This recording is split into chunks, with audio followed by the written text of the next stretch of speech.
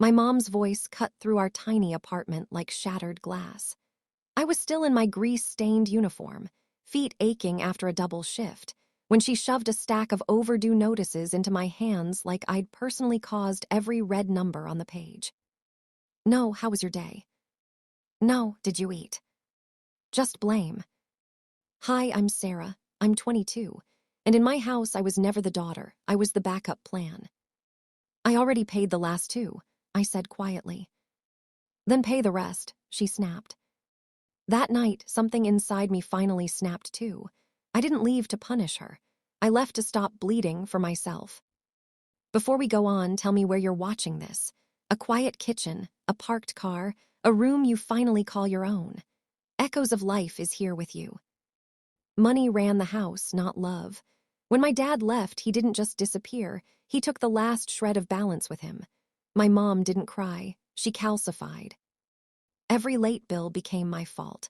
Every shut-off notice meant slamming doors, yelling, and me standing there, holding her anger like groceries. At 16, I got a job flipping burgers. Grease-stained uniforms, sore feet, bus rides. She took my debit card for safety. I never saw it again. She called it teamwork. I called it paying rent, cigarettes, wine, and cable she watched all day. I came home with a free pizza once. She looked at me like I'd betrayed her. Don't act like you're some provider now. Friends stopped inviting me over. No one wanted to be around when she screamed on the porch. College didn't change anything. She just had more access to my money. Scholarship refunds gone, student loans maxed out, costing unknown accounts. I studied on the laundry room floor because it was the only quiet space.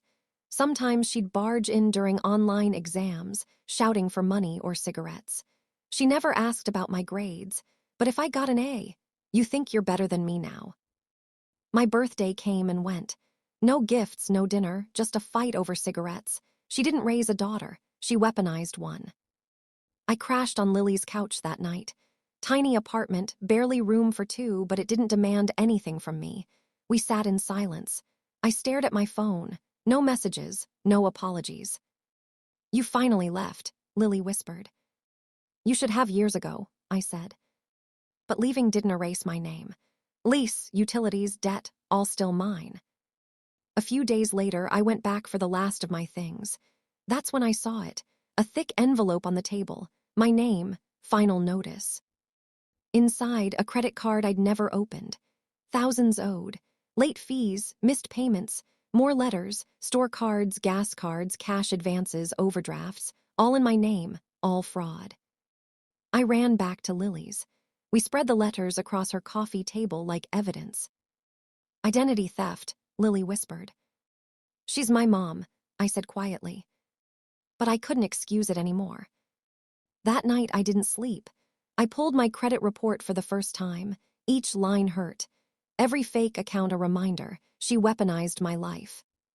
Screenshots, voicemails, envelopes, copies of signatures. I made a folder, named it Proof.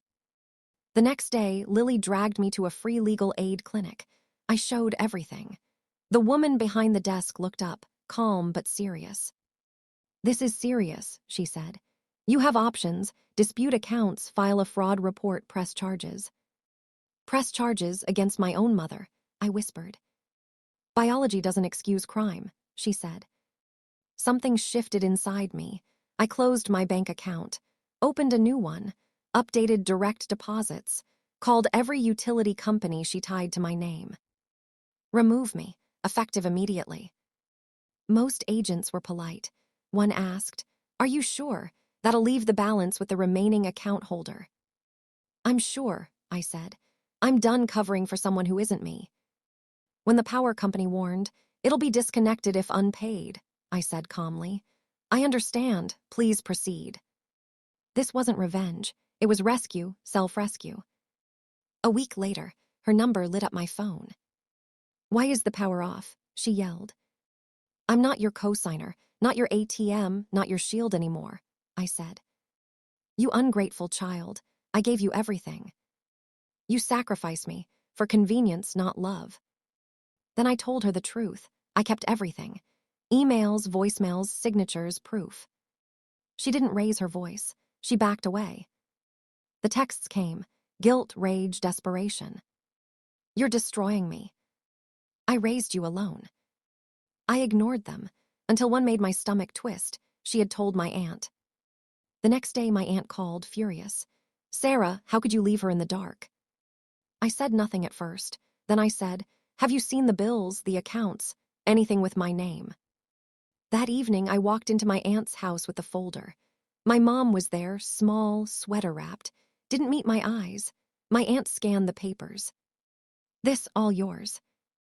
Yes. Mom leapt up. Ungrateful snake. You didn't raise me. You drained me, I said. Then I pulled the last page. The fraud report I filed, nomming her as the culprit. Doorbell rang. Landlord, lease updated. No extensions. Eviction notice real, 30 days. Mom whispered, you're throwing me out. I'm not, I said. I just stopped letting you use my name as a shield. I didn't feel victorious, just tired. Tired of being the villain in a story I didn't write. Weeks later, she knocked on my door. No makeup, no pleading, just exhaustion. Do you still love me? Yes, I said. That's why this is hard. Why are you letting this happen? Love doesn't mean letting you destroy me, and it doesn't erase what you did. She turned to leave. I didn't follow. She once said, if you're so smart, pay your own bills. I did. And for the first time, she had to pay hers. If this story hit close to home, if anyone ever treated you like your future wasn't yours, like, share, and subscribe to Echoes of Life. Real stories of quiet strength, self-rescue, and emotional justice.